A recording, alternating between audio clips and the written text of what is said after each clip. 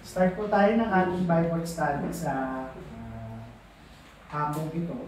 Dahil medyo marami tayong batang kasama, susubukan kung medyo papababawin ko ng konti. Nandun pa rin naman yung mensahe. So, kung sino po ang may Bible, makibukas po kayo sa akin sa Romans chapter 5 verse 8. Ako may Bible. Saan ang Bible? Nandun sa bahay. Ay, okay. Meron tayo. Romans 5 verse 8. Sabi po sa Romans chapter 5 verse 8, But God commended His love toward us, in that while we were yet sinners, Christ died for us. Bago po tayo mag-start, sige po manalangin po muna tayo. Panginoon, salamat po sa araw na ito, sa mga biyaya niyo, sa pamilya ni Ate RG, Panginoon, sa mga bata nandito, sa pagbabible study namin, sa lugar ng Panginoon. Wala sa Panginoon ang lindaan nito, gawain ito upang makakilala talaga ng lubos ang bawat isa sa inyong Panginoon. Makasama namin sila, patuloy po sa panambahan ng Panginoon. Salamat sa puso ng mga tao nandito, Panginoon, upang makapanginoon ng inyong salita. Ibigay mo kami, Panginoon, at nawa mas makita namin ang pag-ibig mo sa mensaheng ihahatid namin sa hapon. Lamang po aking dalangin sa pangalan ng Panginoon sa Kristo. Sabi po dito, God commended His love toward us. Sino dito ang nakakaalam ng salitang love? Ano yung sabihin ng love? Pag-ibig. Pero, maraming sa atin ang kung saan, alam natin pag-ibig yun, pero maraming tao ang kung saan hindi yan nagagamit ng tama yung salitang yan. O hindi nila unawa ng maayos yung salitang pag-ibig. Maririnig natin yung salitang pag-ibig sa mga kanta, sa mga palabas, sa mga teleserye. Pero yung karamihan ng pag-ibig na naririnig at nakikita natin, emosyon lang siya. O nakabase lang siya sa sarili nating mga interest. Pero ngayon, pinapakita sa atin ng Panginoon, ano ba yung tunay na pag-ibig? Pinapaunawa niya na ang tunay na pag-ibig, hindi lang ito yung nararamdaman natin. Pero isa tong aksyon na naipapakita natin na handa tayong magsakripisyo at i-commit ang ating mga sarili, ibigay ang ating mga sarili sa mga taong ating iniibig. At ang sabi sa Romans 5:8, ipinakita ng Panginoon yung pag-ibig niya sa atin na habang tayo ay makasalanan pa, hindi pa tayo mabuti, hindi pa tayo mga santo, hindi pa tayo mga banal, kahit nung tayo ay mga makasalanan pa, namatay na ang Panginoong Jesucristo para sa atin. So itong verse na binasa natin, sinasagot niya yung tanong, mahal ba talaga ako ng aking Panginoon? Hindi niya sinagot yung tanong na yan sa pamamagitan lang ng salita, pero ipinakita niya yan sa gawa nung namatay siya sa krus ng Kalbaryo. So tatlo lamang yung punto natin para matandaan ang bawat isa. Unang punto, ipinakita niya sa atin yung pag-ibig. Pangalawa, yung pag-ibig na ipinakita niya, hindi yan nakabase sa kahit ano. Pangatlo, pinakita niya yung pag-ibig sa pamamagitan ng kanyang pagsakripisyo. So una, sinimulan ni Paul sa pagsasabi sa atin ng katotohanan na Panginoon ang nagpakita sa atin ng pag-ibig. Pinatunayan niya sa atin na mahal niya tayo. Ibig sabihin, yung pag-ibig ng Panginoon, siya yung nagsimula. So, hindi tayo ang unang umibig sa ating Panginoon. Ngayon, tatanungin ko yung bawat isa. Sino dito nagsasabi na mahal niya ang ating Panginoon? Taas kamay.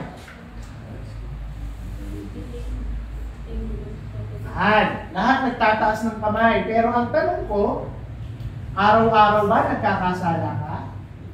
Oo. Nagsisinungaling ka ba? Oo. Nakaaway ka ba? Oo. Gumagawa ka ba ng masama? Oo.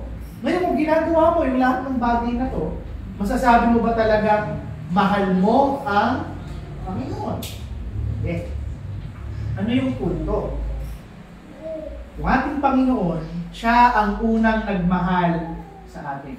Kung sa paano ang isang tao tunay niyang mamahalin ng Panginoon, tunay siyang magbabago, tunay siyang maliligtas, hindi sa kanya nanggaling yung unang paggalaw kung hindi sa ating Panginoon. Hindi niya tayo inantay na lumapit sa kanya. Siya ang umabot sa bawat isang tao. Alam niyo ba, mga bata, normal sa isang tao na wala siyang interes hanapin ang ating Panginoon. Kahit ako, si Pastor, lumaki na ako sa loob ng simbahan. Pero kahit nasa simbahan ako, hanggat maaari, kung pwede hindi ako umattend, hindi ako attend. Pag may practice ng Sabado, magtatago pa ako kay Ate Mira, yung mga dati kong Sunday school teacher. Kung may practice ng Sabado, may turo, magtatago ako, magpapaka-busy ako sa school, iiwas ako. Patunay lamang na kung saan, wala talaga sa atin ang humahanap sa ating Panginoon. Pero ito yung puso ng Panginoon. Hindi niya inaantay yung tao na hanapin siya. Pero siya mismo ang humahanap sa mga makasalanan na kung saan pinili ng kanyang Ama. Ngayon, sa ginawang pagpapakita sa atin ng ating Panginoon ng kanyang pag-ibig, wala ngayong tao ang pwedeng mag-deny o magsabi na hindi totoo ang pag-ibig ng ating Panginoon. Pinakita niya sa atin yung pinakamagandang patotoo o patunay ng kanyang pag-ibig. Ang sabi sa John 3:16, na inibig ng Panginoon ang buong mundo, na ibinigay niya yung nag-iisa niyang anak na si Jesucristo para mamatay sa krus ng Kalbaryo. At kahit sino man ang manampalataya sa Kanya ay hindi na masasaktan pa kung hindi magkakaroon ng buhay na walang hanggan. Maraming tao sa ating panahon, kine-question nila ang pag-ibig ng ating Panginoon sa mga panahon na kung saan nagkakaroon sila ng problema. Pag nagkukulang sila, pag nasasaktan sila, pag nahihirapan sila, kine-question nila ang ating Panginoon. Panginoon, mahal mo ba talaga ako? Ngayon, ang sabi sa atin ni Paul sa Romans, kung inaaral natin, hindi kanya tinuturo doon sa sitwasyon na nararanasan mo. Ang sabi niya, tumingin ka sa ginawa ng Panginoon sa krus ng Kalbaryo.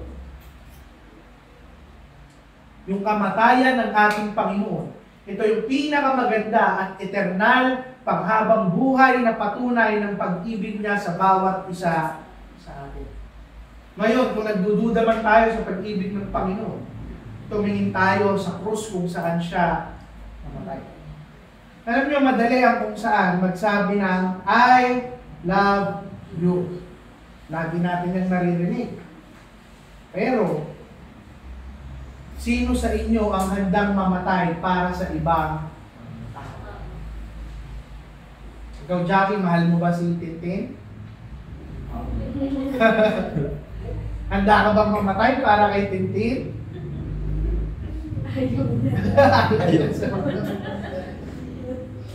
Pero yung krus ng ating Panginoon, pinapatahimik niya lahat ng boses na nagbibigay sa atin ng duda kung tunay ba tayong iniibig ng ating Panginoon.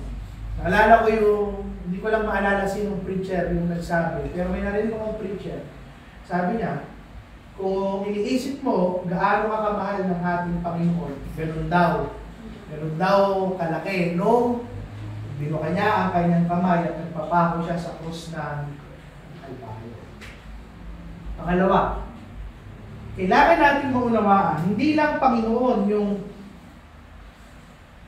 unang umibig sa atin na nagpakita ng pag-ibig sa atin. Yung klase ng pag-ibig ng Panginoon, hindi yan katulad sa pag-ibig ng tao. Ang sabi doon sa verse na binasa natin, while we were yet sinners, habang tayo ay mga makasalanan pa, hindi kanya minahal dahil mabuti ka.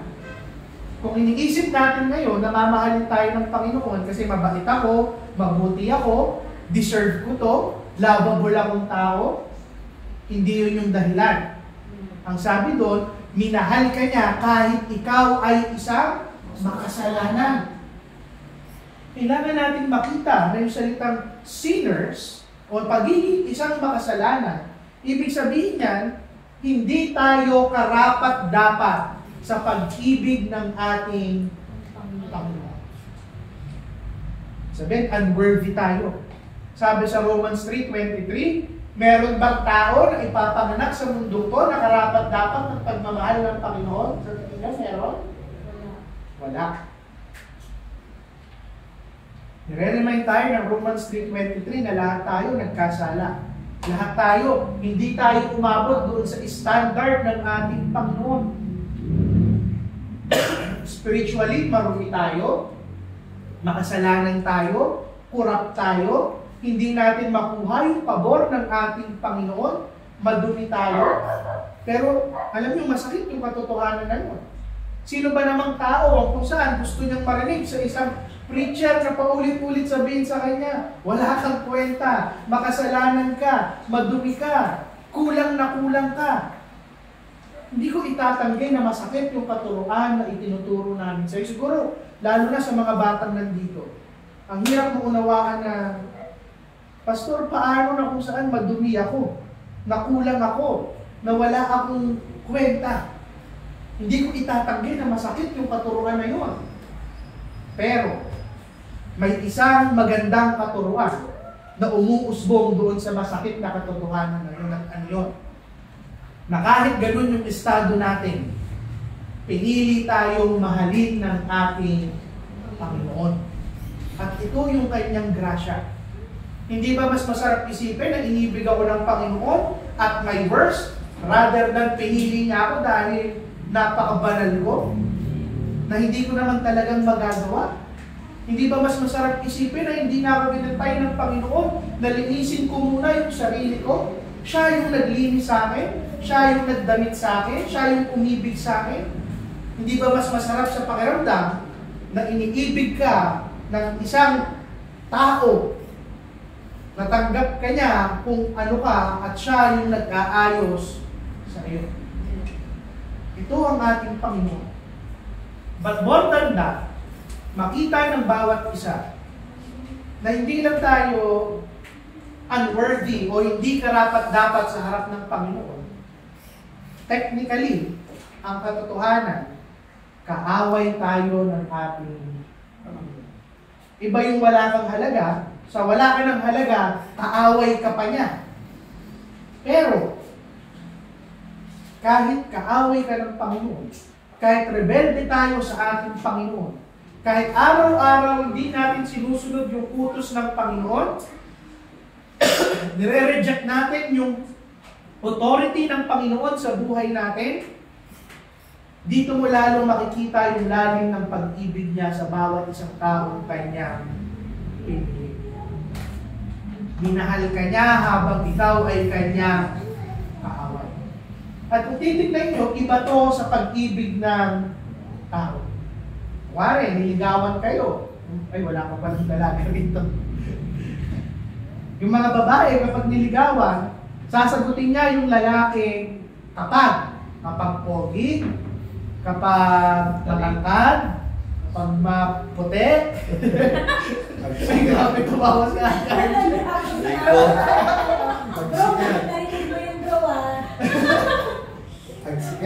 Kapag sikat. Mayaman. Yun, kasi kapag wala lahat yun, kung mayaman, pwede na rin. Pero ang punto ko lang, kahit naman sa mga lalaki, mapalalaki o babae, kahit sinong tao, aminin man natin sa hindi, madalas sa madalas, conditional yung pag-ibig natin. Panginoon lang yung tunay na nagpakita sa kabutihan ng kanyang karakter, na kahit makasalanan ka, wala kang kwenta, marumi ka, at kaaway ka pa niya, pinili kang ibigin ng ating Amen. Amen. Yung napakaganda dito, yung klase ng pag-ibig niya, more than pa sa kayang ibigay ng isang tao. Kahit magpakatotoo tayo, ako kahit pastor, siguro kaya kong mamatay para sa asawa ko, kaya kong mamatay para sa anak ko, pero yung mamatay ako para sa kaaway ko, mahirap yun. Pero yung Panginoong Jesucristo, hindi niya lang tayo inibig. Pinakita niya isang tunay na klase ng pag-ibig. Yung handa siyang sakripisyo yung kanyang sarili para sa atin. Ngayon mga kapatid, mga bata, matanda na nandito. Alam niyo ba, na nung namatay ang ating Panginoon, hindi yun aksidente. Namatay siya bilang kabayaran ng ating kasalanan. Dahil iniibig ka ng Panginoon, ayaw niyang mapunta ang kahit sino sa impyerno. Tanong, lahat ba ng taong ipapanganak dapat mapunta sa impyerno? Opo. Kasi lahat tayo nagkaroon ng kasalanan. Pero dahil mabuti ang Panginoon, dahil inibig niya tayo, kahit makasalanan tayo, walang kwenta tayo, at kalaban niya tayo, pinili niyang mamatay para iligtas tayo. Ganito kabuti ang ating Panginoon.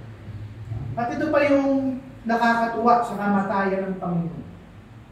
Namatay siya, ipinako siya sa krus, samantalang wala siyang ginawang kahit anong kasalanan. At kahit tayo, kahit gayahin natin yung ginawa ng Panginoon, kahit mamatay ako para sa inyo, hindi ko kayang bayaran ang inyong kasalanan. Dahil si pastor ay kapareho nyo lang na makasalanan. Hindi pwedeng bayaran ng isang makasalanan yung kasalanan ng isa pang kasalanan. Ang pwede lang mamatay sa atin ay ang ating Panginoong Kristo. Amen. At yung kamatayan nga, alam nyo ba, hindi yung pagpako sa krus yung pinakamasakit doon. Ang pinakamasakit doon, nung pinako siya sa krus, ang sabi sa Bible, habang nakapako siya, nagdilim yung buong kalagatan. Bakit? Tinalikuran siya ng kanyang tatay sa langit. Alam niyo kung bakit? Pinandirian siya ng sarili niya. Bakit? Dahil habang nakapako siya doon, dala-dala niya yung kasalanan ni pastor, kasalanan niyo, kasalanan ng bawat isang taong kanya pinili. Gaano kaya kasakit na hindi ka lang mamatay? At habang namamatay ka, pinandidirian ka ng sarili mong magulang. Pero ginawa yun ng Panginoong Jesucristo para ipakita niya yung pag-ibig niya sa bawat isang tao. Pero hayaan nyo na dito ko tapusin yung ating Bible study.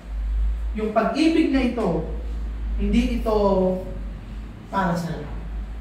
Masakit din yung katotohanan na ito. Hindi ito para sa lahat. Para lamang ito sa mga taong pinili ng ating. Ngayon, kilala ko ba kung sino sa inyo ang pinili? May karapatan ba si pastor na mamili kung sino lang yung tuturuan ko? Wala rin. Pero umaasa ako na sa mga Bible study na ginagawa natin dito, 1, 2, 3, 4, 5, kahit na isa lang ang ibigay ng Panginoon. Sa dinami-dami ng tao, at least nahanap ng church na ito, yung taong inibig ng ating Panginoon.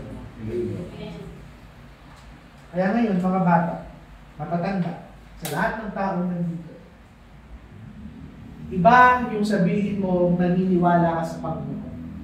Sabi ko nga sa inyo, nung huling Bible study natin, kahit naman sino tanungin mo sa labas, naniniwala ka ba sa Diyos?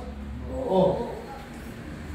Pero iba yung kilala mo siya personally at may relasyon ka sa ating Panginoon.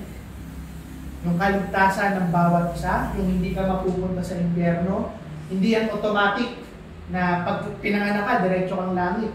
Hindi totoo yung sinasabi ng mga tao sa burol at lamay na okay na yan, kasama niya na si Papa Jesus. Hindi lahat ng binuburol at nilalamayan ay napupunta sa langit. Pero, nawa, merong isa sa atin ngayon na nakikinig na tunay ng pinili ng ating. Kung nararamdaman mo sa mensahe nito, yung tunay na pag-ibig ng ating Panginoon, na inibig ka niya kahit makasalanan ka, kahit kulang ka, kahit kaaway ka, at sinakripisyo niya pa yung buhay niya para sa iyo. Nawa mag-respond tayo at tanggapin natin si Kristo bilang Diyos at ligtas ng ating. Doon lang muna natin tatapusin ang ating Bible study. Sige po, sa mga matatanda na lang po muna i-open kung may insight kayo o gustong ipag-pray.